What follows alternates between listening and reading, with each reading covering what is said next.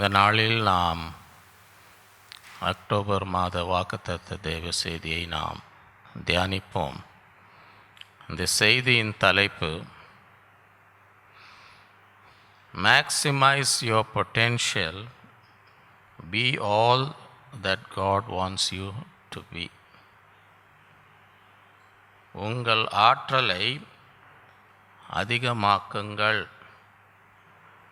நீங்கள் எப்படி இருக்க வேண்டும் என்று தேவன் விரும்புகிறாரோ அப்படியே இருங்கள். இந்த தலைப்பின் கீழே 7 சத்தியங்களை தியானிப்போம். முதலாவது இன்க்ளினேஷன், மனநிலை. இரண்டாவது இன்ஸ்பிரேஷன், தேவ ஆவியினால் வழி நடத்தப்படுதல். 3 இன்ஃப்ளூயன்ஸ், செல்வாக்கு. 4 இனோவேஷன், புதுமை. 5 இனிஷியேட்டிவ், தொடங்குதல். 6 இன்ஸ்ட்ரக்ஷன், போதனை. 7 இன்டர்செஷன், பரிந்து பேசு. Maximize your potential, be all that God wants you to be. உங்கள் ஆற்றலை அதிகமாக்குங்கள். நீங்கள் எப்படி இருக்க வேண்டும் என்று தேவன் விரும்புகிறாரோ அப்படியே இருங்கள். ஆகவே மேக்ஸிமைஸ் யுவர் பொட்டென்ஷியல் என்றால் என்ன அர்த்தம்? நீங்கள் யாராக இருக்க முடியுமோ அந்த அளவுக்கு என்ன செய்யுங்க, உங்கள் ஆற்றலை அதிகரியுங்கள். உங்களால் என்னெல்லாம் செய்ய முடியுமோ அதெல்லாம் செய்யும்படி கிரியை செய்ய வேண்டும். பொட்டென்ஷியல் என்றால் உங்களுக்குள் என்ன திறமை இருக்கிறது, என்ன சக்தி இருக்கிறதா பொட்டென்ஷியல், இல்லாததை பற்றி அல்ல. ஆகவே உங்கள் ஆற்றலை அதிகரிக்க வேண்டும் என்றால் என்ன செய்யணும்? முதலாவது இன்க்ளினேஷன், மனநிலை. இன்க்ளினேஷன் என்றால் நாம் எந்த பக்கம், நம்முடைய கிருபை என்ன, நம்முடைய தாளந்து என்ன, நம்முடைய திறமை என்ன, அந்த பக்கமாக போகணும். நமக்கு திறமை இல்லாதது, விருப்பம் இல்லாதது, மனசில் அதை குறித்து நமக்கு எந்த ஆர்வமும் இல்லாத காரியத்தில் போய் என்ன செய்யக்கூடாது. எதுலேனுமே நம்ம முழு இருதயத்தோடு அது மேலே நமக்கு ஒரு பற்று இருக்கணும், ஒரு வாஞ்சை இருக்கணும், அதில் கிரியை செய்யணும். நமக்கு விருப்பம் இல்லாததில் போய் வேண்டா வெறுப்பாக உக்கான்னு இருந்தால் நம்ம ஆற்றலை என்ன செய்ய முடியாது. ஏன்னா நமக்கு அது மேலே மனசில் விருப்பமே நம்ம இறுதியம் எது செஞ்சாலும் அதனால தான் நமக்கு என்ன, நமக்குள்ளே என்ன கிருபை இருக்குது, என்ன அதெல்லாம் என்ன செய்யணும், முழுமையாய் பயன்படுத்த வேண்டும். அதான் ரோமர் 12:6-8 நமக்கு அருளப்பட்ட கிருபையின்படியே. அப்படின்னா என்ன அர்த்தம்? உங்களுக்கு ஆண்டவர் என்ன கிருபை கொடுத்துருக்கிறார், அந்த கிருபையின்படியே நாம் வெவ்வேறான வரங்கள் தீர்க்க தரிசனம் சொல்லுகிற வரத்தை உடையவன், விசுவாச பிரமாணத்திற்கு ஏற்றதாய் சொல்ல கடவன். அப்படின்னா என்ன அர்த்தம்? எல்லாம் தீர்க்க தரிசனம் சொல்லணும்னு அர்த்தமா?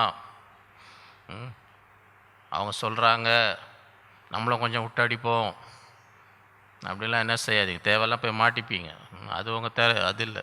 உங்களுக்கு என்ன கிருபை கொடுத்துருக்கிறாரோ அதில் கவனம் இருக்கணும். அதில் தான் முழு இருதயத்தோடு என்ன செய்யணும், செயல்பட வேண்டும். ஊழியம் செய்கிறவன் ஊழியத்திலும், ஊழியன்னா போய் கிரியை செய்யணும், வேலை செய்கிற எல்லா காரியங்களும் எடுத்து செய்கிறவன். போதிக்கிறதில்ல. உனக்கு போதிக்கிற கிருபை இருந்தால் என்ன அதை செய், வேறு எதுவும் பண்ணின்னு இருக்க. எந்த கிருபை உனக்குள்ளே அருளப்பட்டு இருக்கிறதோ, வாழ்க்கை வீணாக்காமல் இருக்கணும்னா நமக்குள்ளே என்ன வைத்திருக்கிறோ அதில் என்ன செய்யணும், முழு இருதயத்தோ அதை தான் அதிகரிக்கணும்.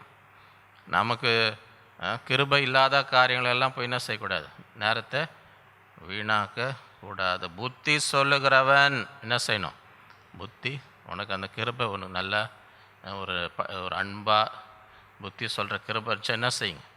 சில பேர் புத்தி சொல்லுவாங்க, ஆனால் அவங்க அந்த கிருபை கிடையாது. ஒரு மாதிரி அவங்க சொன்னால் அவனுக்கு கோவம் வர மாதிரி போய் சொல்லுவாங்க. சரியா? அவன் செய்கிறவங்க கூட செய்ய மாட்டான். இவங்க போய் சொன்னாங்கன்னா அவன் செய்யலான்னு யோசித்து இருந்திருப்பான். இவங்க போய் 2 வார்த்தை சொன்னாங்க பாருங்கள், இல்லை நான் செய்ய மாட்டேன்ற மாதிரி. அப்போனா என்ன அர்த்தம், இவங்களுக்கு புத்தி சொல்கிற கிருபை இல்லை. இப்போ ஊசி குத்துனா வலிக்கிற மாதிரி குத்துனா உங்களுக்கு வேணுமா, வலிக்காத மாதிரி குத்துனா வேணுமா? எப்படி குத்தணும்? உங்களுக்கு ஊசி குத்த ஆகணும். ஆனால் எப்படி குத்தணும், வலிக்கிற மாதிரி குத்தணுமா, வலிக்காத மாதிரி? ஆகவே புத்தி சொல்லுகிற கிருபை உள்ளவன், தமிழில் சொல்லுவாங்க வாழைப்பழத்தில் ஊசி குத்துற மாதிரி, அப்படி சொல்லுவார் அவர். அவனுக்கு ஊசி குத்துறாங்கன்னே தெரியாது. ஏதோ சிரிச்சினே ஏதோ பேசுகிற மாதிரி பாயிண்ட் என்ன பண்ணுவார், மெதுவாக உள்ளே ஏற்றி விட்டுருவார். அப்படியாப்பா அப்படி செய்யணுமா நான் அவனுக்கு என்ன வரும், போய் செய்யலாம். ஏன்னா அவனுக்கு தெரியாது இவர் ஊசி குத்துனதே அவனுக்கு அதே ஒரு கிருபை. புத்தி சொல்லுகிறதே எல்லாரும் போய் சொல்ல முடியாது. சில பேர் நீங்கள் சொன்னீங்கன்னா அவன் செய்கிறவங்க கூட செய்ய மாட்டான். அதுக்கு தான் அவனுக்கு அருளப்பட்ட கிருபையின்படியே புத்தி சொல்லுகிறவன் புத்தி சொல்லுகிறதிலும் தரித்திருக்க, பகிர்ந்து கொடுக்கிறவன் வஞ்சனை இல்லாமல். சில பேருக்கு நல்லா பகிர்ந்து கொடுக்குற அந்த கிருபை இருக்கும். அவங்ககிட்ட கொஞ்சம் பார்த்துக்கோங்கன்னா அந்த கிருபை இருக்கும். அது இல்லாதவங்க கொடுத்தீங்கன்னு வைங்க, அது ஒரு வழியாக போய் முடியும். அது அப்புறம் நம்ம எல்லாரையும் சமாதானப்படுத்தணும். ஆகவே முதலாளியானவன் ஜாக்கிரதையாய் இறக்க கடவன், இரக்கம் செய்கிறவன் உற்சாகத்துடனே செய்யும். எதற்கு என்றால் நம்முடைய ஆற்றலை அதிகரிக்க வேண்டும், நம்ம வாழ்க்கை வீணாகக்கூடாதுன்னா நமக்கு என்ன கிருபை தேவன் அருளி இருக்கிறாரோ அதை என்ன செய்யணும், முழு இருதயத்தோடு முழு வாஞ்சையோடு முயற்சி செய்யும்போது கர்த்தர் அதை ஆசீர்வதிப்பார். நமக்கு கிருபை இல்லாத காரியத்தில் போய் அதில் போய் நீங்கள் எவ்வளோதான் முயற்சி பண்ணாலும் உங்கள் வாழ்க்கை வீணாக தான் ஆகணும். ஏன்னா அந்த கிருபை உங்களுக்கு இல்லை. சரியா? ஒருத்தவங்களுக்கு ராகமாக வராது, தாளமாக வராது, பாடகர் ஆகணும் நீங்கள் தலைகீழாக நின்னாலும் உங்களால் என்ன ஆக முடியாது. உங்களால் எனக்கு மைக்கை கொடுங்கன்னா வரவங்களாம் அப்புறம் வரமாட்டாங்க, வரவே மாட்டேன். இந்தாங்க சபைக்கு வரல, என்னால் தாங்க முடியலங்க. அவங்க மைக்கில் அவங்களுக்கு ராகமோ இல்லை, ராகமோ இல்லை, தாளமோ இல்லை, நான் வரவே மாட்டேன். அவங்க மைக்கை பிடிச்சின்னு இருந்தால் நான் என்ன செய்ய மாட்டேன், வரவே மாட்டேன்னு வாங்க. ஆக நீங்கள் அங்கே ஆசீர்வாதமாக இருக்க முடியாது. எது கிருபையோ என்ன செய்யணும் அதை பயன்படும். இரண்டாவது இன்ஸ்பிரேஷன். தேவ ஆவியினால் வழி நடத்தப்பட வேண்டும். அப்போஸ்தலர் 11:12-17 நான் ஒன்றுக்கும் சந்தேகப்படாமல் அவர்களோட கூட போகும்படி ஆவியானவர் எனக்கு கட்டளையிட்டார். சகோதரர் ஆகிய இந்த 6 பேரும் என்னோடு கூட வந்தார். அந்த மனுஷருடைய வீட்டுக்குள். ஆதலால் கர்த்தராகிய இயேசு கிறிஸ்துவை விசுவாசிக்கிற நமக்கு தேவன் வரத்தை அனுகிரகம் பண்ணது போல அவர்களுக்கும் அந்த வரத்தையே அனுக்கிரகம் பண்ணி இருக்கும்போது தேவனை தடுக்கிறதுக்கு நான் எம்மாத்திரம். இன்றைக்கி நம்ம இங்கே உட்கார்ந்து இருக்கிறோன்னா காரணம் என்ன? பேதுரு ஜெபம் பண்ணும்பொழுது ஆண்டவர் ஒரு தரிசனத்தை கண்டு இதை அடித்து பூசி. அப்போ அவங்க பார்த்தா இது வரைக்கும் சாப்பிடாத, அவங்க பாரம்பரியத்தை இதெல்லாம் என்ன செய்ய மாட்டாங்க, இது சாப்பிடும். தேவன் சுத்தமாக்கின தீட்டென்று இதோடைய அர்த்தம் என்ன ஆண்டவர் எனக்கு சொல்கிறாருன்னா, யூதர் இல்லாதவங்க நிற்கிறாங்க, இவங்க யூதர் இல்லாதவங்க வீட்டுக்கெல்லாம் போக மாட்டாங்க. யூதர் இல்லாத கொர்நேலிய ரோமர் ஆள் அமைச்சிருக்கிறார். ஆனால் இவங்ககிட்டலாம் நம்ம அப்போ தேவ ஆவியானவர் பாரம்பரியத்தெல்லாம் பார்க்காதே, மனுஷரை பிரியப்படுத்தணும்னு பார்க்காது. நீங்கள் மனுஷரை பிரியப்படுத்தணுன்னே உங்கள் குறிக்கோள் இருந்தால் உங்கள் ஆற்றலை என்ன செய்ய முடியாது, உங்கள் நீங்கள் தேவன் என்னெல்லாம் அவங்க மூலமாக செய்யணும்னு விரும்புகிறாரோ அதை ஏன்னா இவங்க கோச்சிப்பாங்க, அவங்க கோச்சிப்பாங்க. அவங்க இப்படி சொல்லுவாங்க, இதையே மனுஷருடைய மனுஷருடைய ஆதரவு தான் எனக்கு முக்கியம். சமுதாயம் நான் சொல்கிறதுக்கெல்லாம் அங்கீகரிக்கணும், சமுதாயத்தை பிரியப்படுத்தணும்னா அப்புறம் தேவனுடைய தீர்மானம் உங்களை கொண்டு என்ன செய்யணும், ஆண்டவர் அதை என்ன செய்ய முடியாது. ஆண்டவர் பேதுரை கொண்டு புறஜாதிக்கு போகணுன்னு தீர்மானம். ஆனால் யூத மக்கள் அதை விரும்ப மாட்டாங்க, அது அவங்க பாரம்பரியமே கிடையாது. அவங்க வீட்டில் கொர்நேல் வீட்டு போகும்போதே என்ன சொல்கிறார், உங்களுக்கு நல்லா தெரியும் நாங்கள் உங்கள் வீட்டுக்கெல்லாம் வரணும். ஆனால் ஆண்டவர் சொன்னார் போ, அதனால தான் நான் என்ன செஞ்சுருக்கிறேன். அப்போ அப்போஸ்தலர்கள்லாம் வந்து என்னப்பா அங்கே போயிட்டு ஏன் எப்படி அவங்கக்கிட்ட நீ போன சொல்கிறார். நமக்கு கொடுத்த அதே ஆவியானவர் ஆண்டவருக்கு அவங்களுக்கும் கொடுக்கும்போது அதே ஆண்டவரை தடுத்த நான் எம்மாத்திரம். ஓகே, உண்மையாய் ஆண்டவர் நம்மை கொண்டு செய்ய வேண்டியதை செய்ய வேண்டும் என்றால் மனிதருக்கு முக்கியத்துவம் என்ன செய்யக்கூடாது, ஆவியானவர் என்ன சொல்கிறாரோ சரி. அது சமுதாயம் ஏற்றுக்கொள்ளுதோ நம்ம பாரம்பரியமோ இல்லையோ, அதே நம்ம அதுக்கு முதலிடம் கொடுத்தா ஆண்டவருடைய சித்தத்தை என்ன செய்ய முடியாது, நிறைவேற்ற முடியாது. நம்முடைய அழைப்பு நம்முடைய நோக்கத்தை என்ன செய்ய முடியாது. மனிதரெல்லாம் பிரியப்படுத்தணும் உட்காந்துருந்தா ஆண்டவர் போ, ஆவியான போ, சந்தேகப்படாமல் போ, நான் என்ன செய்கிறேன். இந்த நாட்களில் யாருக்கு செவி கொடுக்கிறோம், யார் நம்மை வழி நடத்துகிறார், ஆவியானவர் வழி நடத்துகிறாரா, மனுஷன் பாரம்பரியம் சமுதாயம் நம்ம யாரை பிரியப்படுத்த வாஞ்சிக்கிறோம். மனுஷரை பிரியப்படுத்தி கொண்டு இருந்தால் தேவனை என்ன செய்ய முடியாது, தேவனுடைய நோக்கம் தீர்மானத்தெல்லாம் நம்மளால் நிறைவேற்ற முடியாது. இதெல்லாம் உடைக்க ஆயத்தமாக இருக்கணும். அவங்க என்ன சொன்னாலும் பரவாயில்ல, ஆண்டவருக்கு கீழ்ப்படுகிறது தான் முக்கியம். அந்த அளவுக்கு அதெல்லாம் அதுக்கு என்ன இருக்கணும் பின்னால், யாருக்குன்னா தெரியுமா, அது செய்யணுன்னா பின்னால் என்ன இருக்கணும். நீங்கள் முழிக்கிறத பார்த்தா உங்களுக்கு இருக்குதானே எனக்கு சந்தேகமாக இருக்குது. பின்னால் என்ன இருக்கணும், முதுகெலும்பு இருக்கணும். முதுகெலும்பு இருந்தால் தான் சமுதாயத்தை எதிர்த்து என்ன செய்ய முடியும். நான் ஆண்டவரை கீழ்ப்படிவேன், உங்களுக்கு நீங்கள் பிரியப்பட்டாலும் பரவாயில்ல, பிரியப்படலைனாலும் பரவாயில்லன்னு என்று நிற்கும் என்ன இருக்கணும். நீங்கள் முழிக்கிறத பார்த்தா என்ன சொல்கிறதுனே எனக்கு தெரியல, என்ன சொல்கிறதுன்னு எனக்கு தெரியல. நீங்கள் சொல்வீங்கன்னு நான் சொல்லி பார்க்குறேன், என்ன இருக்கணும்னு ஏதாவது பதில் வந்துச்சா. ஆண்டவர் தான் உங்களை ஜெபம் பண்ணணும்னு நினைக்கிறேன். எல்லாருக்கும் அது ஜெப குறிப்பாக வச்சு ஜெபம் பண்ணணும்னு நினைக்கிறேன். மூன்றாவது இன்ஃப்ளூயன்ஸ் செல்வாக்கு. அப்போஸ்தலர் 4:10 பேதுருவும் யோவானும் பேசுகிற தைரியத்தை அவர்கள் கண்டு அவர்கள் படிப்பறியாதவர்கள் என்றும் பேதமை உள்ளவர்கள் என்றும் அறிந்தபடினால் ஆச்சரியப்பட்டு அவர்கள் இயேசுவுடனே கூட இருந்தவர்கள் என்று அறிந்து. இன்ஃப்ளூயன்ஸ் என்றால் யார் உடைய குணங்கள் நம்ம கற்றுக்கொள்கிறோம், யார் நம்மளை இன்ஃப்ளூயன்ஸ் பண்ணுறது தான் அர்த்தம். இன்ஃப்ளூயன்ஸ்னால் யாரோட நம்ம பழகி அவங்க குணம்லாம் நமக்கு ஒட்டின்னு வருது பாருங்கள். யாரோட ஒட்டின்னு இருக்கிறோம், யாருடைய இன்ஃப்ளூயன்ஸ் நம்ம வாழ்க்கையில் கிரியை செய்து. இவங்கள பார்க்குறாங்க, இவங்க படிப்பும் கிடையாது, படிப்பறியாதவர்களும் பேதமை உணர்வுகளும் அறிந்து ஆச்சரியப்பட்டு அவர்கள் பேசுகிற தைரியத்தை அவர்கள் கண்டு. நம்ம படிக்காதவன் எப்படி இவனுக்கு இவ்வளோ தைரியம் வருது, எப்படி இவ்வளோ தைரியமாக இருக்கிறாங்க, நான் அவங்களுக்கே கண்டுபிடிக்கிறாங்க. ஏன் இவர்கள் இயேசு அந்த தைரியம் இவங்களுக்கு ஒட்டிச்சுப்பா. அவர் பேசுவார் பார், இயேசு பேசும்போது எப்படி அதிகாரத்தோடு இவனுக்கு கூடியே இருந்து இவனுக்கும் என்ன செஞ்சு வந்துடுச்சு. ஏன்னா இவங்க படிப்பும் கிடையாது, ஒன்றும் கிடையாது. எப்படி நம்மளாம் பெரிய பெரிய ஸ்தானத்தில் உட்காந்து இருக்கிறோம், எவ்வளோ படிச்சிருக்கிறோம், அதிகாரியாக இருக்கிறோம். நம்மக்கிட்ட வந்து இவனுங்க மீன் பிடிச்சவன் இவனுங்கெல்லாம் வந்து என்ன பண்ணுறாங்க, பேசுகிறத பார்த்தா எங்கேருந்து இவனுக்கு இவ்வளோ தைரியம், யாரோட இருக்கிறாங்க இயேசு. அப்படின்னா என்ன அர்த்தம், நம்ம யாரோட நம்ம வாழ்க்கை ஆசீர்வாதமாக எல்லாம் ஆற்றலை அதிகரிக்கணும்னா யாரோட பழகுறோம், யாருடைய குணம் நமக்கு வருது.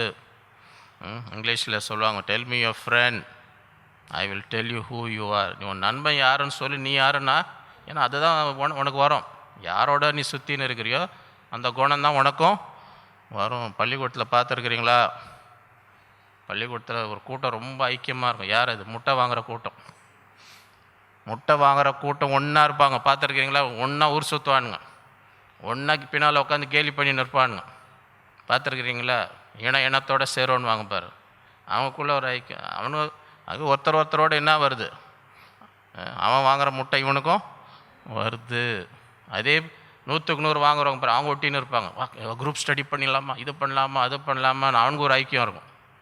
யாரோட சேர்றோமோ அதெல்லாம் நம்மளை பாதிக்கும். அதுதான் இவங்க இப்படி உனக்கு இந்த தைரியம் வந்துச்சு. யாரோட இருக்கிறாங்க இவங்க?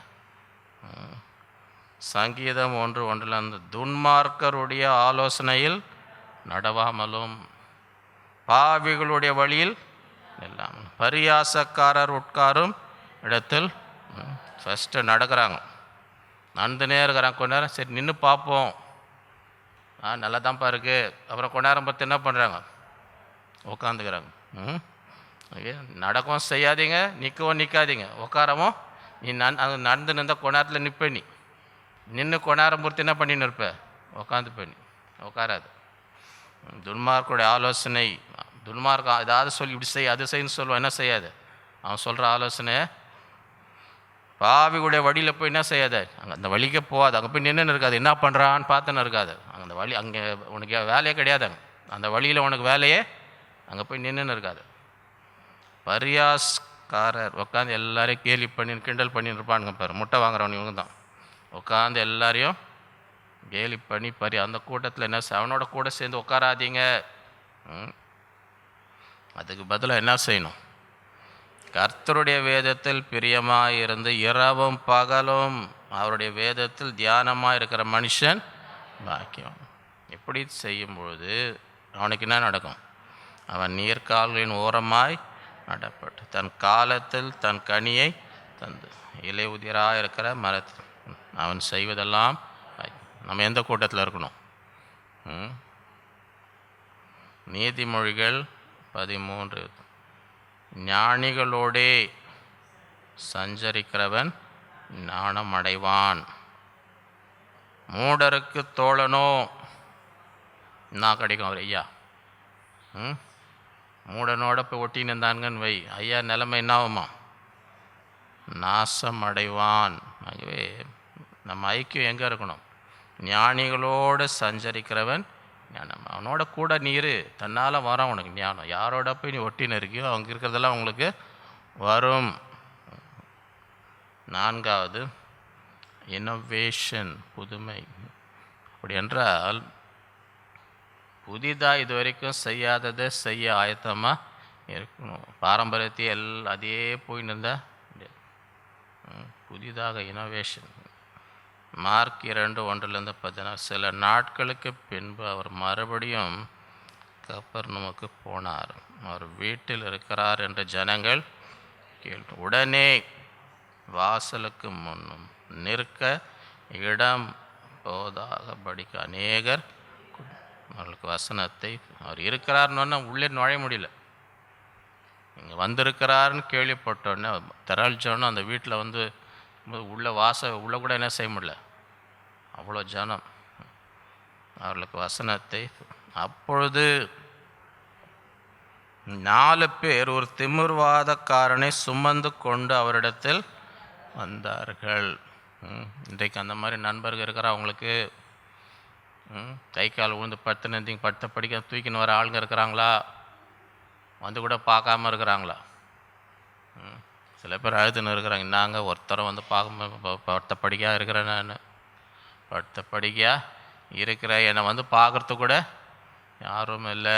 அந்த மாதிரி நண்பர்கள் அவங்களுக்கு வந்து பார்க்கக்கூட இல்லாத நண்பர்கள், அவங்களுக்கு தூக்கின்னு வரத்துக்கு ஆயத்தமாக இருக்க நண்பர்கள். இவருக்கு என்ன மாதிரி நண்பர்கள்?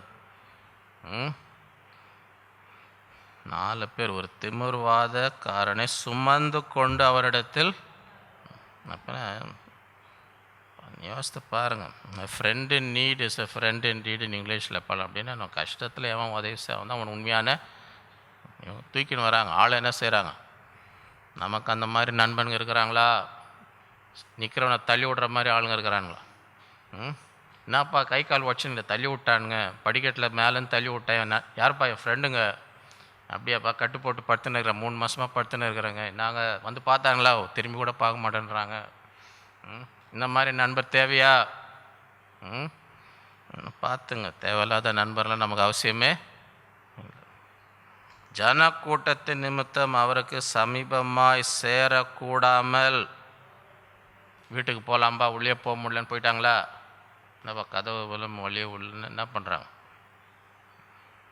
அவர் இருந்த வீட்டின் மேற்கூரையை பிரித்து திறப்பாக்கி, பாருங்க, வழி இல்லைன்னு போல, நான் வழி உண்டாக்குறோம்.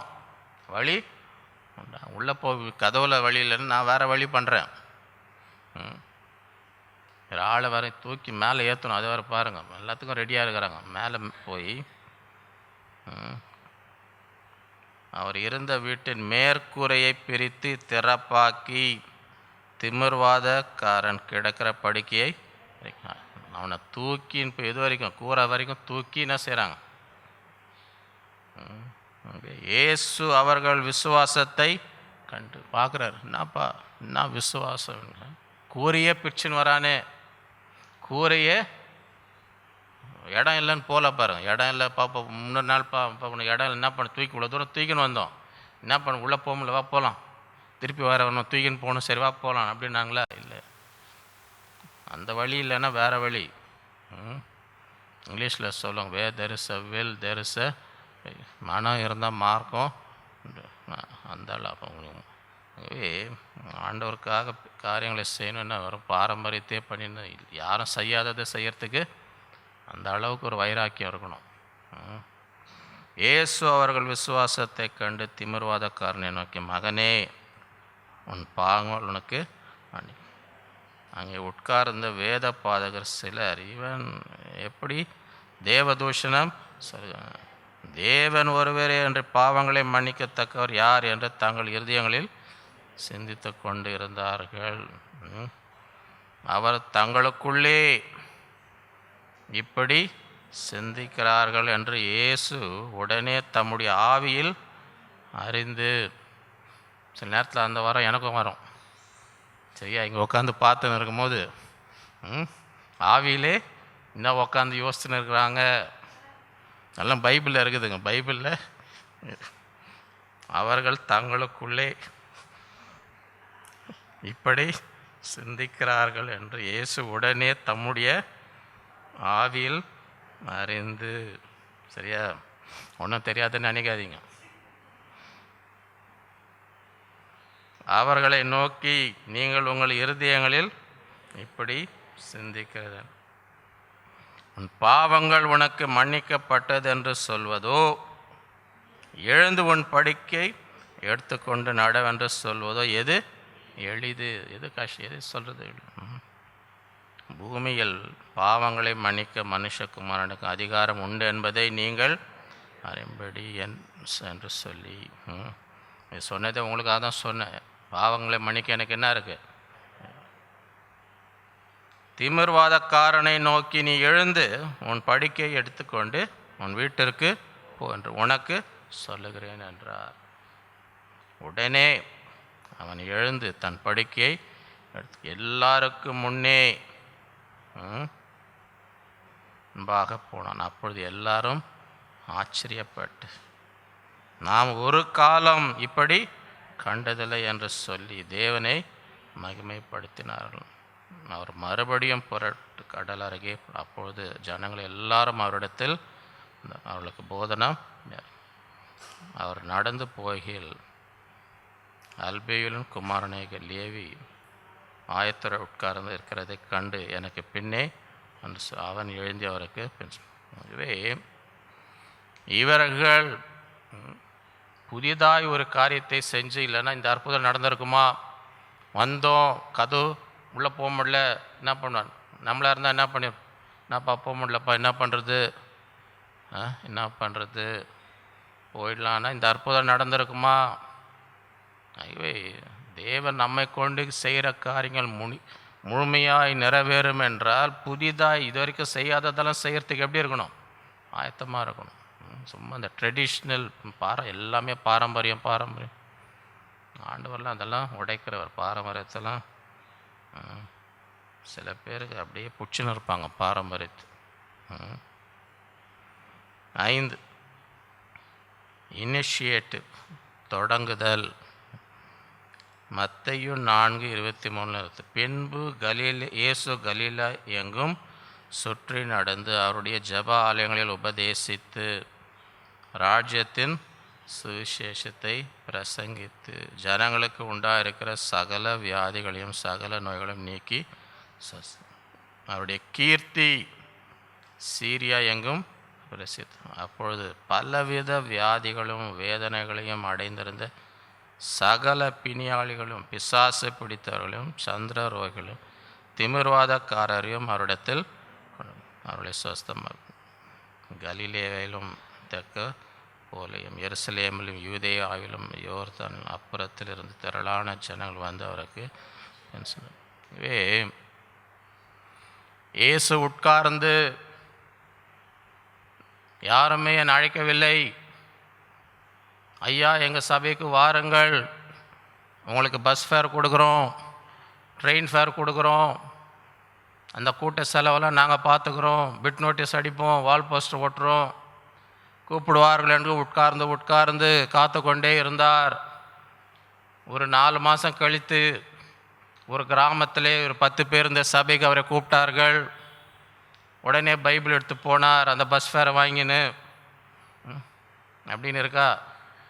அவர் யாருக்கும் என்ன செய்யலை. இனிஷியேட்டிவ்னா என்ன அர்த்தம்? நீ யாரோ ஒன்று தூங்கின்னு இருக்கணும், வாழைப்பழம் வச்சு கூப்பிடணும்னு காத்துன்னு இருக்காதீங்க. உங்களுடைய ஆற்றலை அதிகரிக்க வேண்டும் என்றால் நீங்கள் என்ன செய்யணும்? இயேசு அவர் எப்படி போனார், என்ன கிரியை செய்ய முடியுமோ என்ன செய்யணும், உங்களுக்கு என்ன கிருபை ஆண்டவர் கொடுத்துருக்கோ அதை உலகமே திறந்திருக்கிறது. இந்தியாவிலே 145 கோடி எல்லாம் இருக்கிறாங்க, இவ்வளோ ஜனம் இருக்கிறாங்க. யாருக்கும் நீங்கள் காத்து கொண்டு இருக்கணும்னு அவசியமே இல்லை.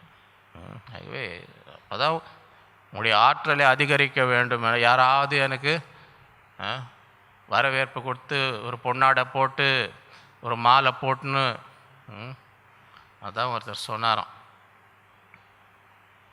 அந்த காலத்தில் ஊழியக்காரங்க எதுக்கு தலையை கொடுத்தாங்கன்னா எனக்கு தலையை வெட்டுன்னு, ஆண்டவருக்காக மறிக்கிறேன். இன்றைக்கி எதுக்கு தலை கொடுக்குறாங்கன்னா எனக்கு ஒரு மாலை போடு. அவங்களும் அப்படி குஞ்சாங்களாம், தலையை எது கொடுத்தான், வெட்டுப்பா ஆண்டவருக்கு நான் மறிக்கிறேன், ரத்த சாட்சியம் இந்தா வெட்டுன்றாங்க. நம்ம ஆளுங்க என்னான்றாங்களா, இந்தாப்பா நானும் குனிகிறேன், என்ன போடு, மாலை போடுப்பா, பொன்னாடை போடுப்பா, என்னப்பா நீ அவ்வளோ தூரத்துலேருந்து இவ்வளோ பெரிய ஆள் நான், ஒரு 10 பேரை வச்சு ஒரு 10 பொன்னாடை போடக்கூடாதா? ஆகவே இப்படிலாம் உட்காந்துருந்தால் நம்ம வாழ்க்கை என்ன செய்வோம், வீணாக்குவோம். யாருக்கும் நம்ம என்ன செய்யணும், முயற்சி எடுக்கணும். நமக்கு என்ன கிருபை கொடுத்தாரோ அதை போய் உலகம் திறந்துருக்குது, எல்லா இடத்துலையும் போய் பயன்படுத்தணும். அப்போ தான் நம்முடைய வாழ்க்கை, நம்முடைய ஆற்றல் என்ன செய்யணும், நமக்குள்ளே இருக்கிற கிருபையை பயன்படுத்த முடியும். பிரசங்கி 11:4 காற்றை கவனிக்கிறவன் விதைக்க மாட்டான், மேகங்களை நோக்கிறவன் அறுக்கம். காலையிலே உன் விதையை விதை, மாலையிலே உன் கையை நெகிழாய், அதுவோ இதுவோ எது வாய்க்குமோ என்று இரண்டும் சரியாய் பயன்படும் என்று நீ முயற்சி செய். காத்துனே இருக்காது என்ன சூழ்நிலை, நீ எதுவும் காத்து, நீ செய்ய வேண்டியதை செய். உனக்குள்ளே என்ன கிருபை இருக்குது, உனக்குள்ளே என்ன ஆற்றல் இருக்குது, என்ன கிரியை செய்து கொண்டே இரு, அது அறுவடை உனக்கு வரும். 6 இன்ஸ்ட்ரக்ஷன், போதனை. தமிழில் சொல்லுவாங்க பாருங்க, சொல் புத்தியும் இல்லை சுய புத்தியும் இல்லைன்னு கேள்விப்பட்டீங்களா? சொல் புத்தியும் இல்லை சுய அப்படின்னா என்ன அர்த்தம்? அவனுக்கும் உதிக்காது, சொந்தமாகவும் என்ன செய்யணும்னு இதை செய்யன்னு சொன்னாலும் அதுவும் ஏறாது. அப்படி இருக்கக்கூடாது. நம்ம ஆற்றலை அதிகரிக்கணும்னா நல்ல ஆலோசனையை பெற்று, எல்லாரும் ஒரே ஆளுக்கு எல்லாம் தெரியாது, யாருக்கு எந்த விஷயத்தில் அவன் தேர்ந்தெடுக்கிறானோ அவங்ககிட்ட என்ன செய்யணும், கற்றுக்கணும். நீதிமொழிகள் 11:11 ஆலோசனை இல்லாத இடத்தில் ஜனங்கள் விழுந்து போவார்கள், அநேக ஆலோசகர் உண்டானால் சுகம் உண்டாகும். எல்லாரும் யார் யாருக்கு என்ன தெரியுமோ என்ன செய்யணும், எல்லாம் அவங்களுடைய ஞானத்தை பயன்படுத்திக்கணும். ஏன்னா அவனுக்கு தெரியும், உனக்கு தெரியாதது அவனுக்கு எல்லாம் எனக்கு தெரியும்னு யாருக்கும் எல்லாம் தெரியாது. அவங்கவுங்க ஒவ்வொரு காரியத்தில் தேர்ந்தெடுப்பாங்க, அனுபவம் இருக்கும் அவங்களுக்கு. என்ன செய்யணும், அநேக ஆலோசக்காரகர் உண்டானால் சுகம் உண்டாகும். நீதிமொழிகள் 12:15. மதியினுடைய வழி அவன் பார்வைக்கு செம்மையாக இருக்கும். அவன் போய் அவன் குழியில் உழ போகிறான், ஆனால் அவனுக்கு அது எப்படி தெரியும், இதுதான் சரியான வழி. ஆலோசனைக்கு செவி கொடுக்கிறவனும் ஞானமல். ஆலோசனைக்கு என்ன செய்யணும், யாருக்கு தெரியுமோ அவங்கக்கிட்ட இருந்து என்ன செய்யணும், கற்றுக்கொள்ளணும். நீதிமொழிகள் 17:10. மூடனை 100 அடி அடிப்பதை பார்க்கிலும் புத்திமானை வாயினால் கண்டிப்பதே அதிகமாய் உரைக்கும். அப்படின்னா என்ன அர்த்தம், மூடன் 100 வாட்டி அடித்தாலும் உரைக்காது, ஒன்றும் ஏறாது அவனுக்கு. இப்படி பண்ணாத இப்படி பண்ணாத இப்படி பண்ணாதன்னா 100 வாட்டி நீங்கள் அடித்தா கூட 101 வாட்டி அதை தான் பண்ணுவான். ஏன்னா 100 அடி அடித்தா கூட அவனுக்கு என்ன செய்யதான். புத்திமானுக்கு அடிக்கவே அவசியம். ஒரு தடவை நீங்கள் வாயிலப்பா அது செய்யாத உனக்கு நல்லதில்லைன்னு வாயில் சொன்னாலே அவன் என்ன பண்ணுவான், உரைக்கும். நம்ம எந்த கூட்டத்தில் இருக்கணும், நம்ம எந்த கூட்டத்தில் இருக்கணும்,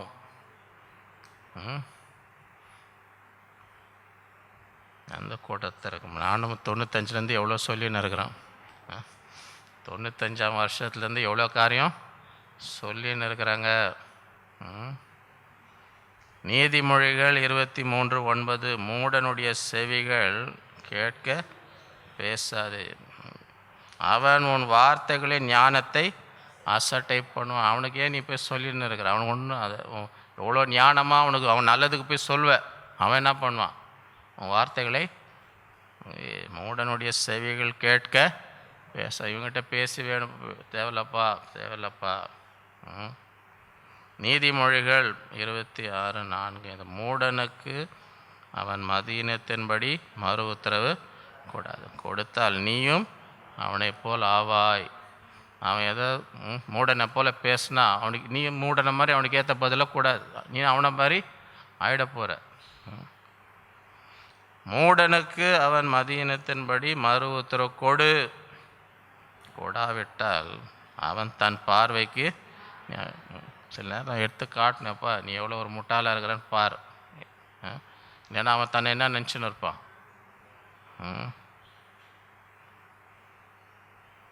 நீதிமொழிகள் 27:22. மூடனை உரலில் போட்டு உலக்கையினால்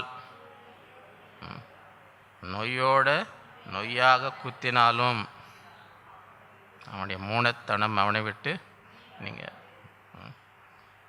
என்ன அது உரலில் போட்டு என்ன பண்ணுமா அவனை, உலக்கை போட்டு அவனை என்ன வேணால் என்னன்னு எனக்கு தெரியல, இது சமைக்கிறவங்களுக்கு தான் தெரியும்னு நினைக்கிறேன். அந்த காலத்தில் இந்த உரலெல்லாம் பண்ணி இங்கே கூட இருக்குதுன்னு நினைக்கிறேன், ஏதோ ஒன்று வெளியில். அவனை போட்ட மூடனை நீ இதில் போட்டு என்னதான் அவனை பண்ணாலும் அவன் மூடத்தானே அவனை விட்டு, சரியா? அந்த நிலைமைக்கு நம்ம யாரும் என்ன செய்யக்கூடாது, ஒரு வார்த்தை சொன்னாலே கற்றுக்கணும், ஒரு வார்த்தை சொன்னாலே கற்றுக்கணும். அப்போ தான் நம்ம வாழ்க்கை வீணாக்காமல் இருக்க முடியும். 7வது இன்டர்செஷன், பரிந்து பேசுதல். யாக்கோபு 5:16-18. நீங்கள் சொஸ்தம் அடையும்படிக்கு குற்றங்களை ஒருவருக்கொருவர் அறிக்கையிட்டு ஒருவருக்காக ஒருவர் ஜெபம் பண்ணு. நீதிமான் செய்யும் ஊக்கமான வேண்டுதல் மிகவும் பலனுள்ளதா. எலியா நம்மை போல் பாடுள்ள மனுஷனாக இருந்தும் மழை பெய்யாதபடி கருத்தாய் ஜெபம். அப்பொழுது 3 வருஷம் 6 மாதம் பூமியின் மழை மறுபடியும் ஜெபம்.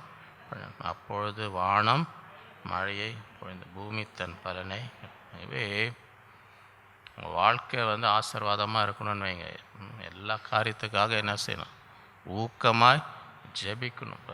விவசாயி என்னதான் விதைச்சு எல்லாம் பண்ண மழையே வரலன்னு வைங்க, என்ன பண்ண முடியும் அவனால்? இதுதான் ஆண்டு ஜெபம். நீ என்ன தான் நம்ம செய்ய வேண்டியதெல்லாம் செய்தாலும் என்னை அல்லாமல் உங்களால் ஒன்றும் அதுதான் ஊக்கமாக ஜெபிக்கணும். ஆண்டவரே ஆசீர்வதியும், என் கையின் பிரயாசத்தை ஜெபித்து தான் என்ன செய்யணும்? ஆசீர்வாதத்தை பெற்றுக்கொள்ள வேண்டும். ஆகவே maximize your potential, be all that God wants you to. உங்கள் ஆற்றலை அதிகமாக்குங்கள். நீங்கள் எப்படி இருக்க வேண்டும் என்று தேவன் விரும்புகிறாரோ அப்படியே இருங்கள். முதலாவது என்ன செய்யணும்? இன்க்ளினேஷன், மனநிலை என்ற உங்களுக்கு உங்கள் இருதயத்தில் எந்த கிருபை ஆண்டவர் கொடுத்துருக்கிறார், எந்த வரத்தை கொடுத்தார், எந்த பாரத்தை, அதை தான் நீ செய்யணும். விருப்பம் இல்லாத திறமை, அது சம்மந்தம் இல்லாத காரியத்தில் போய் நேரத்தை என்ன செய்யக்கூடாது? வீணாக்கக்கூடாது. அப்போ தான் உங்கள் ஆற்றலை அதிகரிக்க முடியும். இரண்டாவது இன்ஸ்பிரேஷன், தேவ ஆவியினால். சமுதாயம் சொல்லுது, பாரம்பரியம் சொல்லுது, ஆவியானவர் என்ன சொல்கிறார் அதை செய்கிறதுக்கு அந்த துணிச்சல் இருக்கணும்.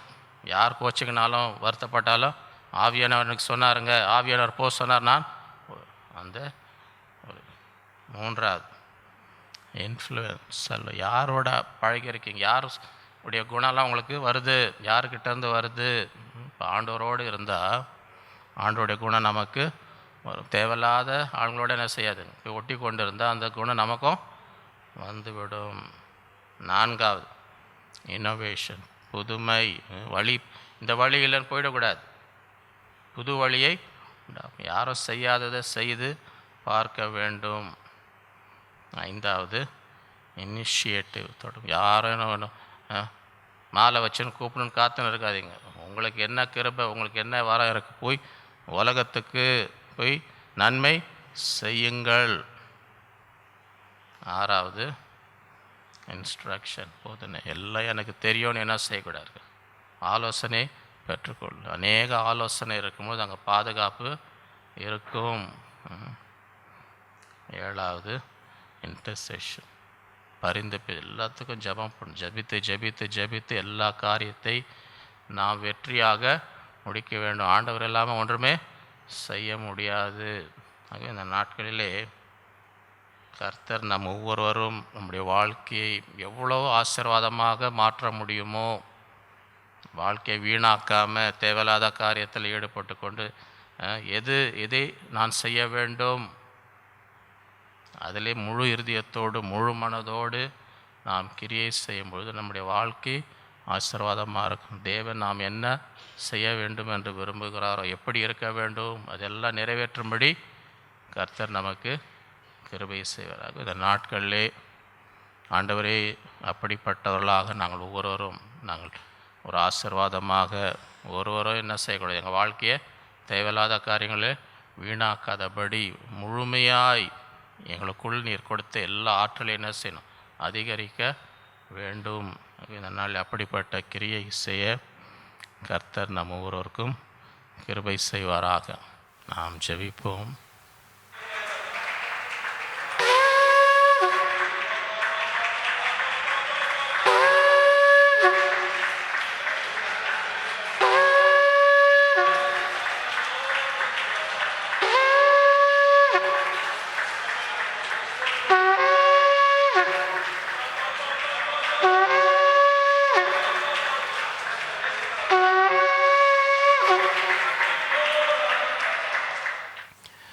அன்புள்ள ஆண்டவரே, உம்மை துதிக்கிறோம், உம்மை ஸ்தோத்திரிக்கிறோம். இந்த நாளிலே இந்த அக்டோபர் மாத வாக்குத்தத்த ஆராதனை எங்களுக்கு ஆசீர்வதித்த தயவுக்காக உம்மை ஸ்தோத்திரிக்கிறோம். இந்த மாதத்தை நன்மையால் முடிசூட்டுவீராக.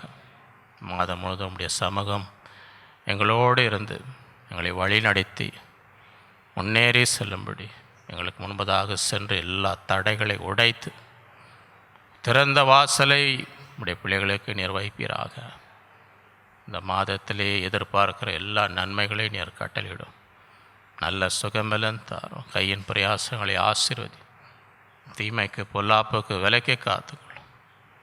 இந்த நாட்களிலே எங்களோடு பேசின ஒவ்வொரு வார்த்தையின்படி எங்களுடைய வாழ்க்கை ஒரு பயனுள்ள வாழ்க்கையாக, ஆசீர்வாதமான வாழ்க்கையாக ஆண்டவரே, எங்களை நாட்களை வீணாக்காதபடி நாங்கள் என்ன செய்ய வேண்டுமோ இந்த நாட்களில் எங்கள் முழு கவனமும் முழு இருதயமும் அதிலே நாங்கள் ஆண்டவரே நோக்கமாக இருந்து பிரயாசப்பட்டு முயற்சி செய்து உழைத்து உமக்காக பெரிய காரியங்களை செய்ய எங்களுக்கு கிருபை தந்த ஞானத்தை தாரும், அந்த ஆலோசனையை தாரும், இந்த தைரியத்தை தாரும், அந்த இருதயத்தை தாரும்.